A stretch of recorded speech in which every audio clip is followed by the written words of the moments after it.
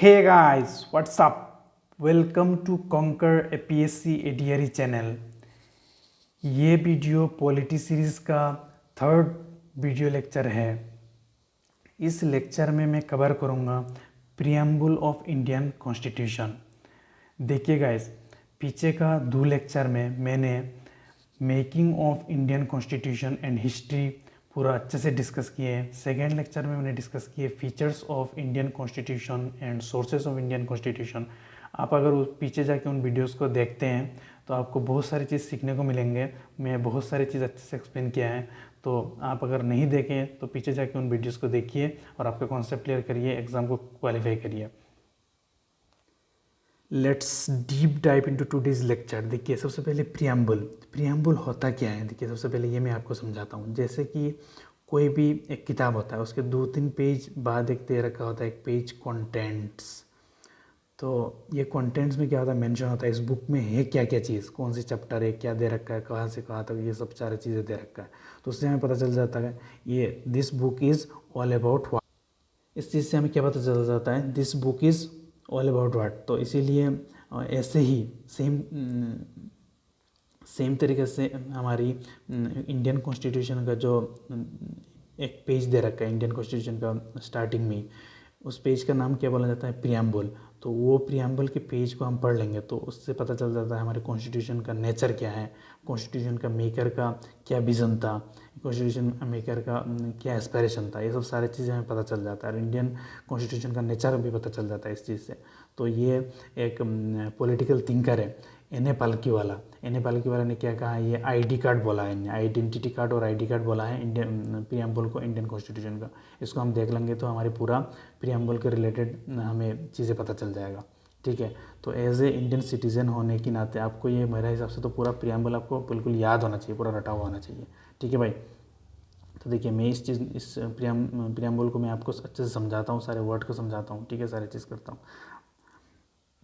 We, the people of India, having solemnly resolved to constitute India into a sovereign, socialist, secular, democratic republic, and to secure to all its citizen, और secure कराना है। देखिए ये सब चीज़ें तो पहले हम देख लेते। देखिए, सॉवर्न, सोशलिस्ट, सेकुलर, डेमोक्रेटिक रिपब्लिक। सबसे पहले तो आप इसका क्रोनोलॉजी याद रखिए। क्रोनोलॉजी मतलब फर्स्ट सॉवर्न आया, उसके बाद क्या है सोशलिस्ट, फिर सेकुलर, फिर डेमोक्रेटिक, फिर रिपब्लिक। आपका 4 ऑप्शन दे देगा, ये चेंज कर देगा, इसको इधर ले आएगा। उसे आपको जो राइट क्रोनोलॉजी है, राइट सीक्वेंस है, इनको ऐसे आपको लगाना पड़ेगा। ठीक है भाई, ये पहला क्वेश्चन। दूसरा क्वेश्चन देखिए, इसमें से ये पूछा जाता है 1949 26 नवंबर इंडियन कॉन्स्टिट्यूशन का नेचर क्या था। इस डेट में इंडियन कॉन्स्टिट्यूशन का नेचर क्या था। देखिए, इस डेट में इंडियन कॉन्स्टिट्यूशन का नेचर था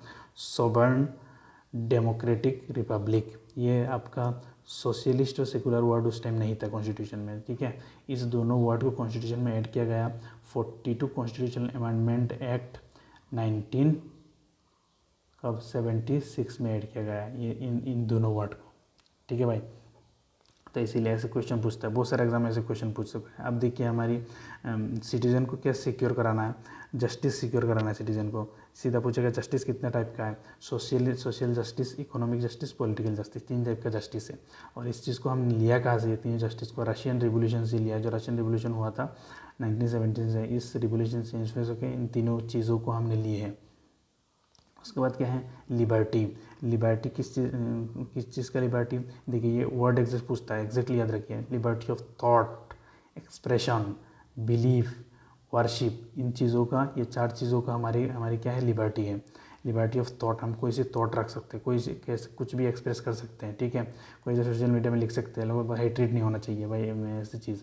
ठीक है, कोई भी मूवी आप रिलीज़ कर सकते हो। ठीक है, हम आपके बिलीफ, आप किसी गॉड को मान सकते हो, नहीं भी मान सकते हो, आप एथिस्ट हो सकते हो, एंटागोनिस्ट हो सकते हो, कुछ भी हो सकते हो। ठीक है, और वर्शिप, आप किसी गॉड को वर्शिप कर सकते हो, जो गॉड आपको पसंद आए, ये गॉड को आप वर्शिप कर सकते हो। ठीक है, ये आपका लिबर्टी है। और आपको डायरेक्ट एग्जाम में क्या पूछेगा, लिबर्टी, इक्वलिटी, फ्रेटर्निटी कहाँ से लिया गया है, फ्रेंच रिवोल्यूशन से लिया गया। ठीक है, ये पीछे भी मैं बता चुका हूँ। अब देखिए इक्वलिटी किस चीज़ में होना चाहिए, हमारे प्रियम्बल बताता है इक्वलिटी ऑफ स्टेटस, आपकी स्टेटस में इक्वलिटी होना चाहिए, अमीर गरीब के बीच में ज़्यादा ये वो नहीं होना चाहिए, ये अपर कास्ट लोअर कास्ट ये सब नहीं होना चाहिए, ठीक है। सबके बीच में इक्वलिटी होना चाहिए, अपॉर्चुनिटी सबको इक्वल अपॉर्चुनिटी मिलना चाहिए। उसके बाद to promote among them all, सब जितना सबको एक इक्वली प्रमोट करना है, हमारे कॉन्स्टिट्यूशन ये कहता है सबको इक्वल स्टेटस देना है, इक्वल अपॉर्चुनिटी देना है। एक को मैंने जो कि कोई बंदा अपने बच्चे को बहुत अच्छे स्कूल में पढ़ा रहा है लेकिन कोई नहीं पढ़ा पा रहा है, इसीलिए गवर्नमेंट अपने गवर्नमेंट स्कूल लेके आया जैसे नवोदय एंड ऑल, उसमें अच्छा एडुकेशन गरीबों को, गरीब के बच्चे को भी दिया जाता है, ठीक है। तो सबको इक्वल अपॉर्चुनिटी देना चाहता है गवर्नमेंट, प्रियम्बल कहता है सबको इक्वल अपॉर्चुनिटी देना चाहिए। उसके बाद to promote among them all, सबको इक्वली प्रमोट करना है, ठीक है। ये हमारी प्रियम्बल का equality of status opportunity to promote among them all, ये चीज़ हमारे कॉन्स्टिट्यूशन में मेंशन किया गया। देखिए अब हम फ्रेटर्निटी डिस्कस करेंगे। फ्रेटर्निटी मतलब क्या है, देखिए फ्रेटर्निटी का मतलब होता है भाईचारा, ठीक है। ये क्या करता है, एश्योर करता है डिग्निटी ऑफ इंडिविजुअल, ठीक है। आप किसी बंदे को कोई गाली नहीं दे सकते हो, ऐसे ऊंच नीच नहीं, ऐसे ऊंच और नीचे ये सब चीज़ नहीं कह सकते हो, ठीक है। सबका डिग्निटी है, सबको जीने का एक पर्पस है, ठीक है। तो उसको आप ऐसे नहीं कर सकते हो, तो ऐसे करेंगे तो हमारी फ्रेटर्निटी क्या होगा, लड़ाई होगी, हेट्रेट बढ़ेगी, ठीक है। इसीलिए हमें सबकी डिग्निटी को एश्योर कराना है, तो हमारी फ्रेटर्निटी भाईचारा मेंटेन रहेगा सोसाइटी में, ठीक है। उसके बाद unity and integrity of the nation, हमें क्या करना है, फ्रेटर्निटी बढ़ा के हमारी कंट्री को यूनाइट करना है और इंटीग्रेट करना है, हमारी कंट्री को पूरा इंटीग्रेट कर देना है। नॉर्थ साउथ और ईस्ट वेस्ट ऐसे डिवाइड नहीं करना है, नॉर्थ ईस्ट और ऐसे डिवाइड नहीं करना है, तो इसीलिए पूरा कंट्री को हम यूनाइट कर देना है फ्रेटर्निटी बढ़ा के, ठीक है। कॉन्स्टिट्यूशन असेंबली ने एडॉप्ट और इनेक्ट कॉन्स्टिट्यूशन को कब किया, 26 नवंबर 1949। देखिए इस डे को एक डे के रूप में बनाया जाता है, मैं पीछे आपको बता चुका हूँ।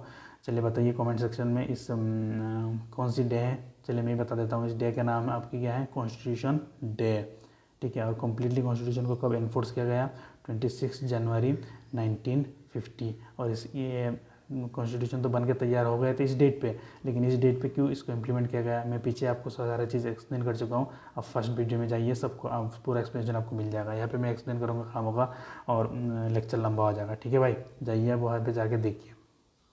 ये जो हमारे प्रियम्बल है, या प्रियम्बल बेस किसके ऊपर बेस करके बना हुआ है, ठीक है, ऑब्जेक्टिव रिजोल्यूशन। और ऑब्जेक्टिव रिजोल्यूशन क्या चीज़ है वो भी सब बता चुका हूँ मैंने फर्स्ट लेक्चर में बताया, जाइए वहाँ पे देखिए।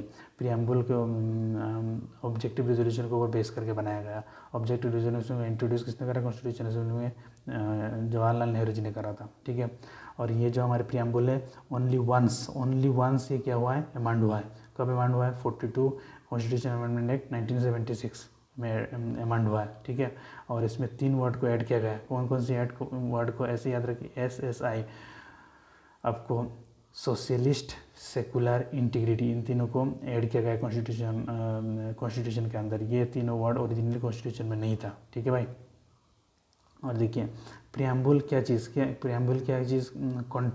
कंटेन करता है, grand and Nobel vision of constitution assembly. Constitution में एक बड़ा सा जो विज़न था, एक नोबेल विज़न था, ठीक है, ग्रांड विज़न था, उस चीज़ को क्या करता है, रिफ्लेक्ट करता है। और क्या रिफ्लेक्ट करता है, ड्रीम्स एंड एस्पायरेशंस ऑफ और फाउंडिंग फादर, हमारी कॉन्स्टिट्यूशन का जो फाउंडिंग फादर थे उनका क्या क्या एस्पायरेशन था, क्या ड्रीम था, ये चीज़ भी रिफ्लेक्ट करता है हमारे प्रियम्बल, ठीक है भाई।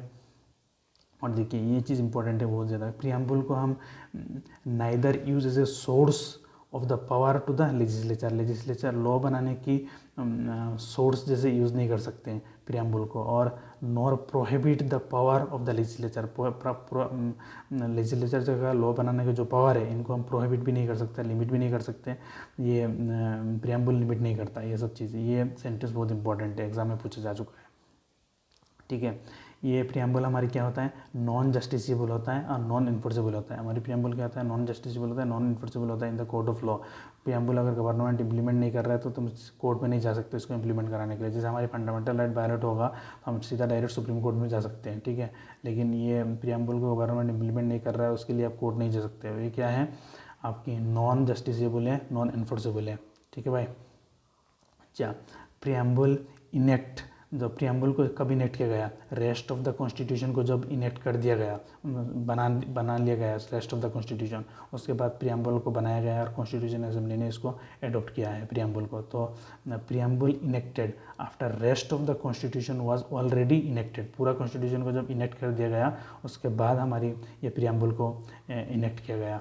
ठीक है भाई, चलिए अब हम देखेंगे प्रियम्बल के अंदर कुछ जो कीवर्ड्स हैं, कीवर्ड्स प्रियम्बल के अंदर जो है इनको मैं आपको समझाने की कोशिश करूँगा।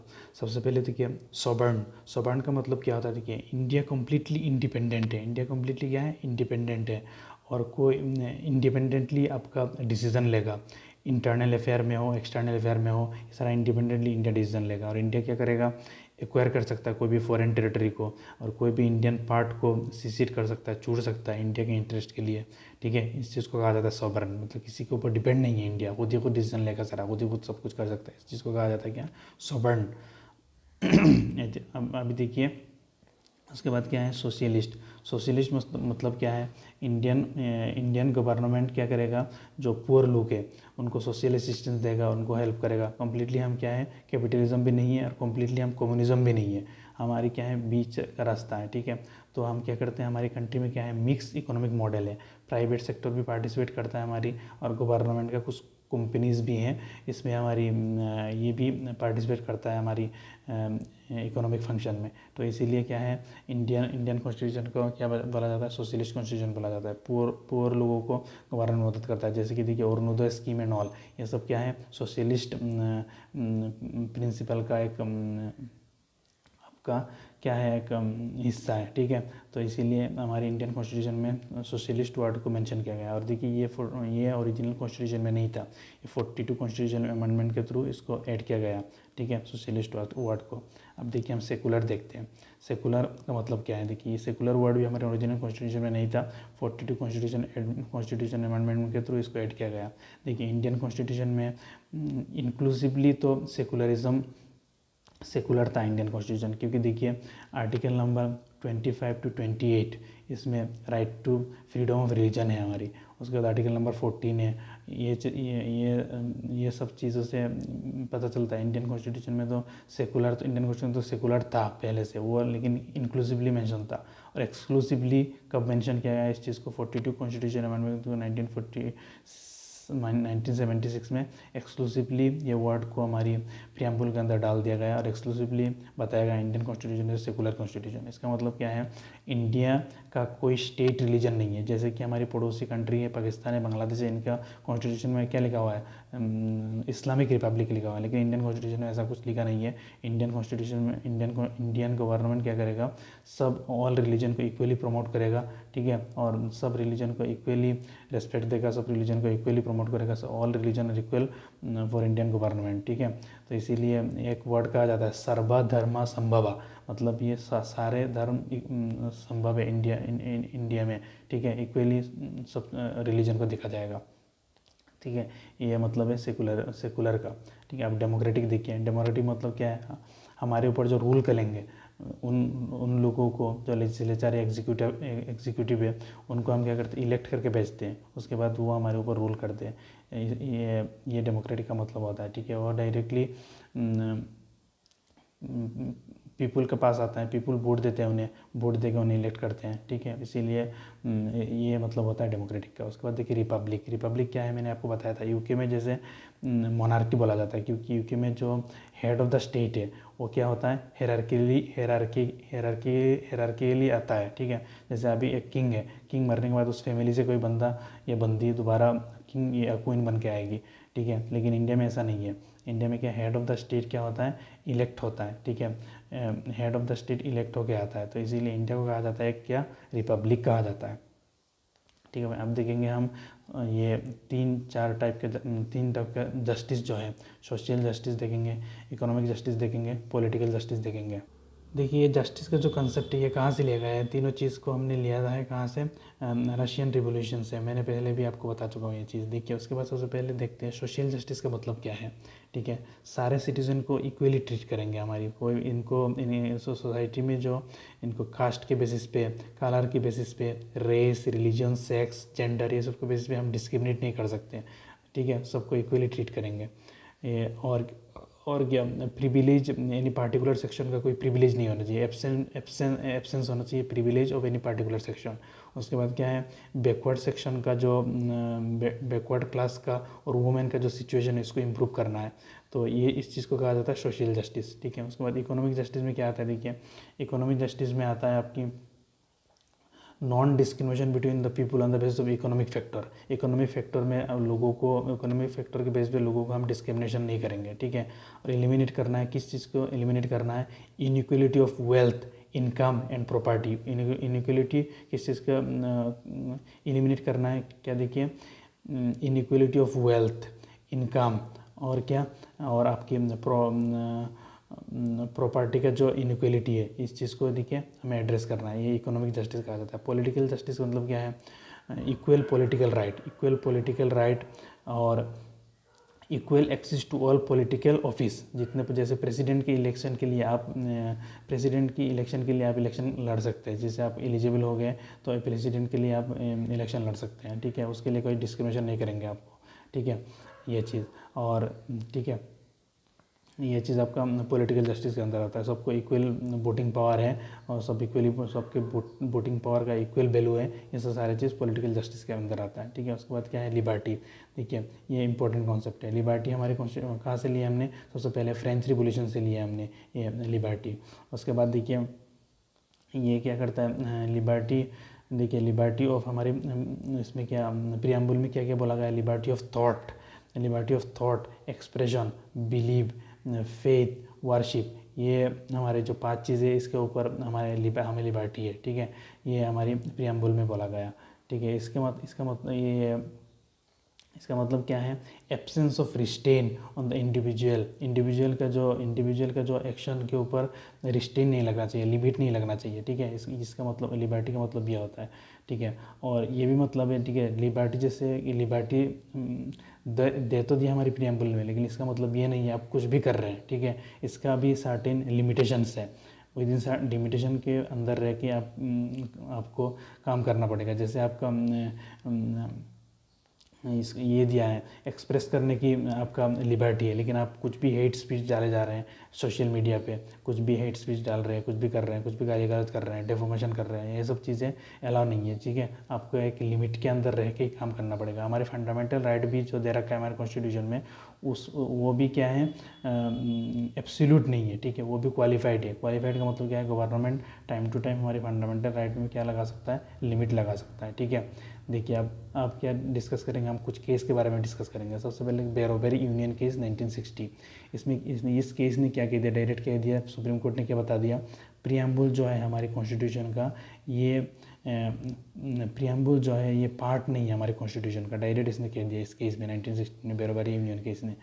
और उसके बाद देखिए केशवानंद भारती केस दिया सुप्रीम कोर्ट ने 1973 में। इस जजमेंट के थ्रू एक चीज़ें निकल के आया, वो क्या है, बेसिक स्ट्रक्चर। इस जजमेंट में सुप्रीम कोर्ट ने कह दिया गवर्नमेंट पूरी कॉन्स्टिट्यूशन को चेंज कर सकती है, फंडामेंटल राइट को चेंज कर सकती है, आपका प्रियम्बल को चेंज कर सकती है, but can't alter the foundation of Indian constitution, essence of Indian constitution, ठीक है, basic structure of Indian constitution, ये और विज़न ऑफ हमारे फाउंडिंग फादर जो है, ये सब चीज़ें हम चेंज नहीं कर सकता गवर्नमेंट, ठीक है।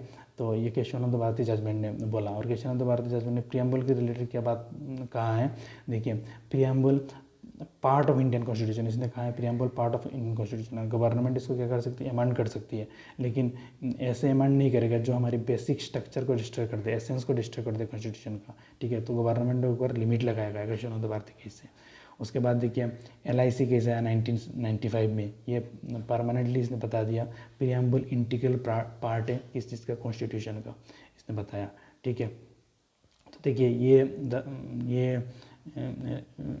इतना ही था इस लेक्चर में गाइस। अगर आपने पीछे का जो 2 लेक्चर है पॉलिटी का उनको कवर नहीं करे तो आप उनको जाइए कवर करिए, बहुत ही अच्छे से मैंने एक्सप्लेन किया है, क्या क्या चीज़ एक्सप्लेन किया है, making of Indian constitution in history and features of Indian constitution and sources of Indian constitution, बहुत अच्छे से एक्सप्लेन किया है। आपको बहुत चीज़ें सीखने को मिलेंगे, जाइए पीछे आप उन लेक्चर को देखिए, चीज़ें सीखिए, एग्ज़ाम में इम्प्लीमेंट करिए, एग्ज़ाम को क्वालिफाई करिए, गो थ्रू करिए, ठीक है गाइस।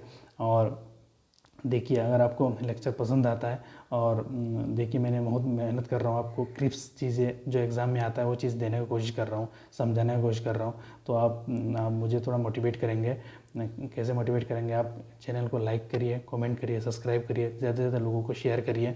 तो ये चीज़ मेरे लिए मोटिवेशन के काम करेगी। मैं ज़्यादा से ज़्यादा लेक्चर लेके आऊँगा। ठीक है गाइस, आपको बहुत सारे वीडियो लेक्चर मिलेंगे इस चैनल के थ्रू। ठीक है, तो आप शेयर करिए, मेक श्योर करिए आप चैनल को सब्सक्राइब करेंगे, लाइक करेंगे, शेयर करेंगे। तो this is all about this video. Thank you. जय हिंद।